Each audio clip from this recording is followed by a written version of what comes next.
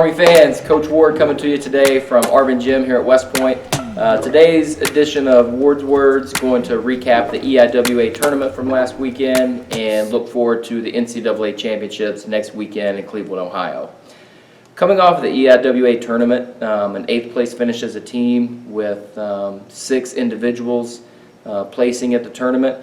I think our thoughts coming off the tournament is that we knew going in that we were going to need to be our very best to compete to be in the top 3 and come back with a team trophy, and even to continue our 2 4th place finishes from the years before.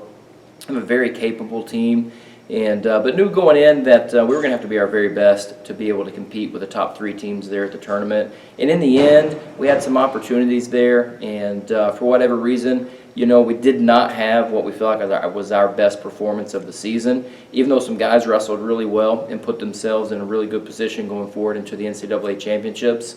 For whatever reason, we didn't have maybe our best performance of the year, and just came up just a little bit short in a few matches, and thought we had a chance to push a few more guys through to the NCAA tournament. But there's going to be plenty of time this offseason to look back and reflect and figure out exactly why we weren't able to get it done in a couple weight classes. But right now, our number one focus is that we have 3 individuals moving forward to the NCAA tournament and getting them as ready as possible, and giving them the chance to make their strongest push that they can at the NCAA championships next weekend. So let's talk about those 3 NCAA qualifiers.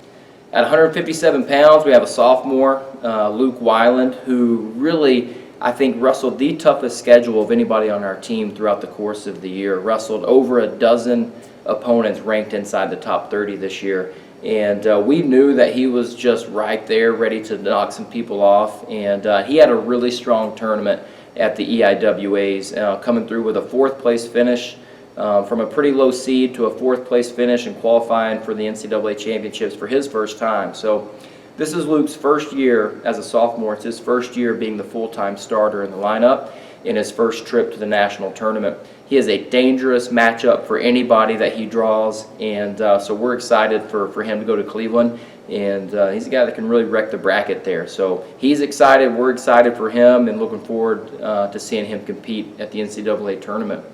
Ben Harvey, sophomore at 174 pounds, who qualified a spot for the tournament, went in as a pretty high seed at the EIWAs and wrestled a strong tournament, lost 2 close bouts and ended up finishing 4th. So he's moving on to the NCAA tournament for his first time. After last season, he was an alternate for the NCAA tournament as a freshman, and then to punch his ticket this year. The thing about Ben is we know how good he really is and what he's capable of doing. So just going to the national tournament for him was pretty much a given.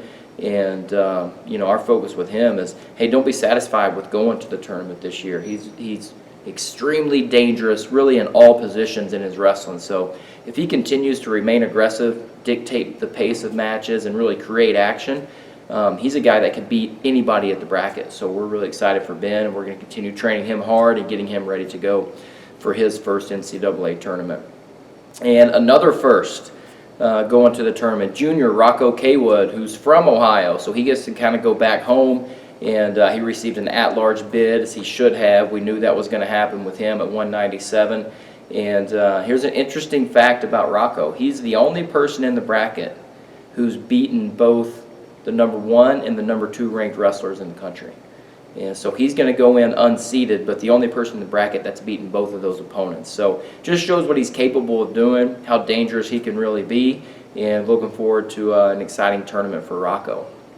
I think as a team right now, our focus is on those 3 NCAA qualifiers, and our message to the team is this, is to go into the tournament and really be aggressive, be urgent to score points, start matches with urgency, and then just get stronger as the matches go on. If we do that, we're taking 3 really dangerous wrestlers to the tournament that are capable of going really deep into the tournament. We expect our guys to be wrestling on Friday night with a chance to be on the podium at the NCAA tournament this year. And what's exciting about this team is it's the first time that since I've been here that we have all of our NCAA qualifiers are going to be coming back next year. So all 3 of these guys are making their first trip to the national tournament, and all 3 are coming back next season.